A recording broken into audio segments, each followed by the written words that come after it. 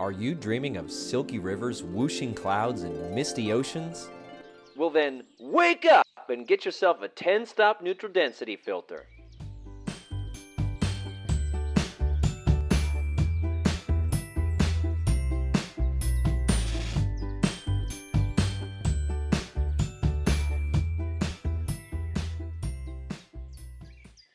Welcome to Professional Photography Tips. My name is Josh Cripps, and you can join me on Instagram and Facebook at Joshua Cripps Photography. Nowadays, many photographers are saying things like, "Cletus, we don't need no filters, that's what Photoshop's for." But one kind of filter Photoshop can't recreate is the 10-stop neutral density.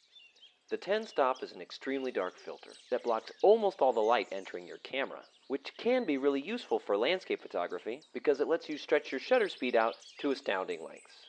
For example, I took this photo in New Zealand in broad daylight, but by using a 10-stop ND, I was able to make the exposure 62 seconds, which caused the clouds to streak overhead and the lake to smooth out like a creamy pudding cup.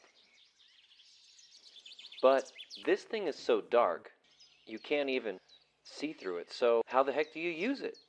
Here comes the step-by-step.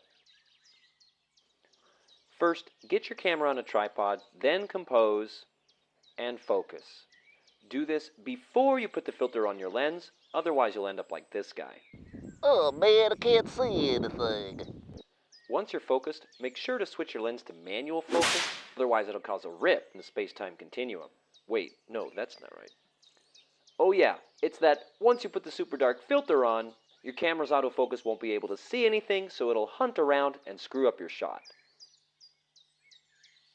Next, dial in an exposure for the scene without the filter on. This is your baseline.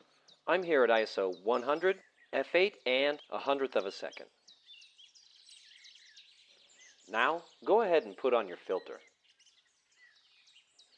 10-stop filter, that's more than just a clever name, it's telling you that it blocks 10 stops of light, which means your good exposure is now 10 stops darker. So you've got to take your shutter speed and increase it by 10 stops in order to compensate.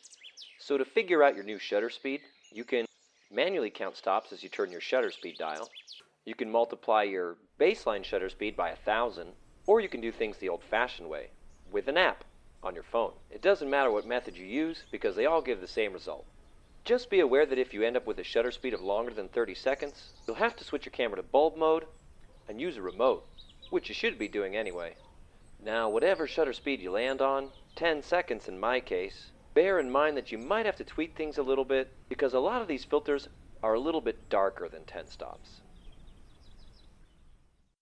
If you take a picture at this point, you'll get some great long exposure goodness, but you might also see some funky results with the color, and that's because most 10 stops are not truly neutral. Rather have a slight color cast to them like blue or brown. So you have to compensate for that by adjusting your camera's white balance. Most of the time you can get away with auto white balance, but if your filter has a really strong cast, you'll have to dial in a custom setting. Now that you've got your shutter speed and color adjustments dialed in, you're ready to take a totally kick-ass photo. Be sure to cover the viewfinder on the back of the camera, otherwise stray light will get in and corrupt your image. Okay, now things are looking pretty cool, but what if you want even more? Well, everything you know about aperture and shutter speed is still in effect here, so if I want to stretch out my exposure even longer, all I have to do is stop down. If I change my aperture from f8 to f22, a difference of 3 stops, then I can increase my shutter speed by those same 3 stops, taking it from 10 seconds to 20 seconds to 40 seconds to 80 seconds. And now my long exposure dreams are really coming true. And one last thing, the kind of scenes that work best for long exposures are those with lots of contrast between what's moving and what's not, like fluffy clouds against a blue sky, or a cascading stream against some rock, or crashing waves against the shore. With the right scene and your 10-stop filter, you'll be amazed at the kind of photos that you can produce. As always, thanks for watching. If you like this video, please share it with your friends and subscribe to this channel. If you want to learn even more about neutral density filters, you can check out a detailed article I wrote about them by clicking right here. Or if you just love the sound of my voice, check out these other helpful videos. Until next time, have fun and happy shooting.